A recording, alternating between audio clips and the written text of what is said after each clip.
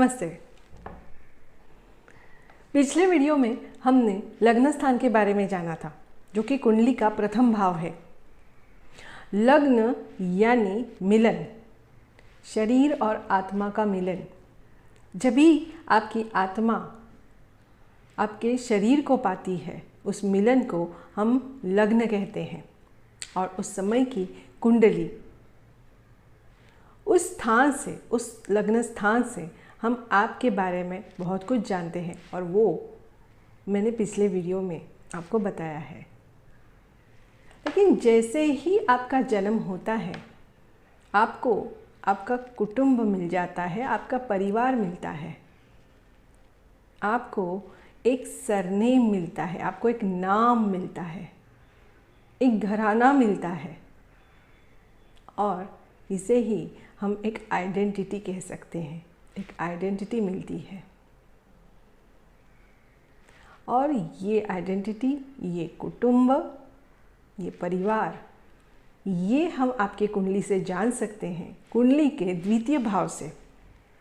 द्वितीय भाव को धन स्थान भी कहा जाता है। धन यानी वेल्थ अपने शास्त्रकारों को, लेकिन यहाँ पे धन का मतलब सिर्फ सांपत्तिक स्थिति को जताना नहीं है।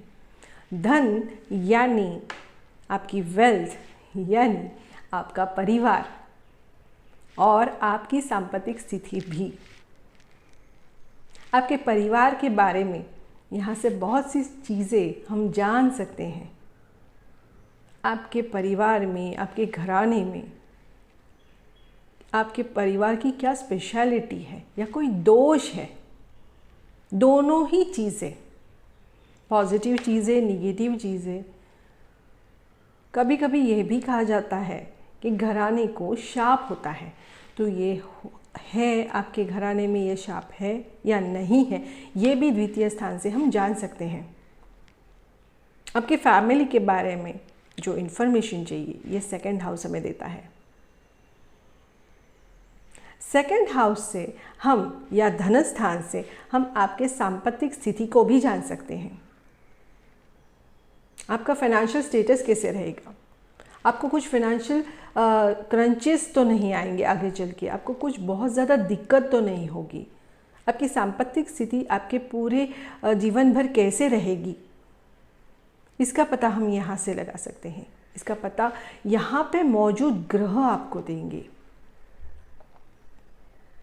धन स्थान का स्वामी यानी धनेश कहाँ पे है, कौन से स्थान में है, ये भी बहुत इम्पॉर्टेंट है। धन स्थान में कौन से ग्रह है, धन स्थान पे कौन से ग्रह की दृष्टि है।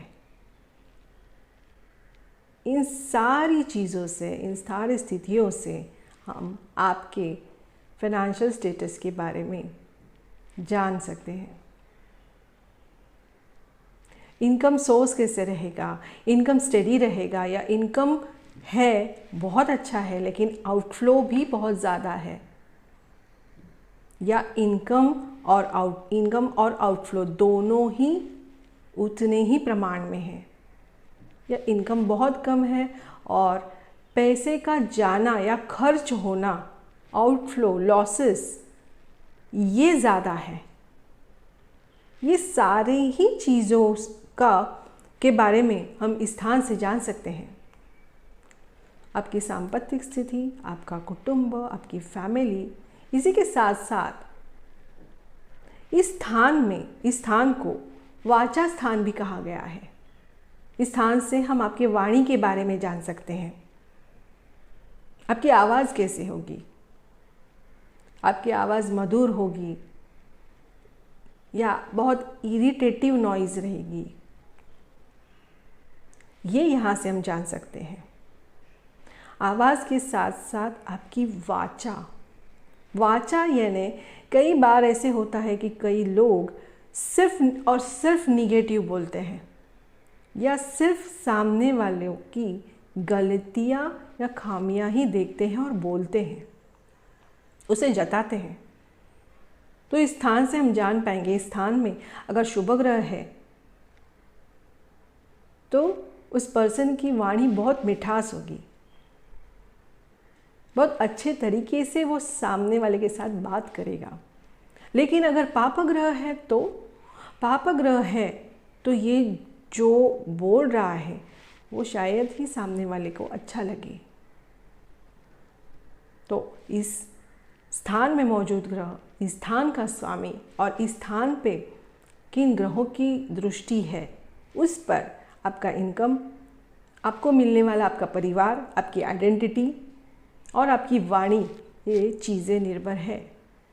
लेकिन इसी के साथ साथ आपका करियर भी कौन सा होगा, आप कौन से प्रोफेशन से, जॉब से आपका इनकम सोर्स होगा, ये भी कई हद तक हम यहाँ से जान सकते हैं।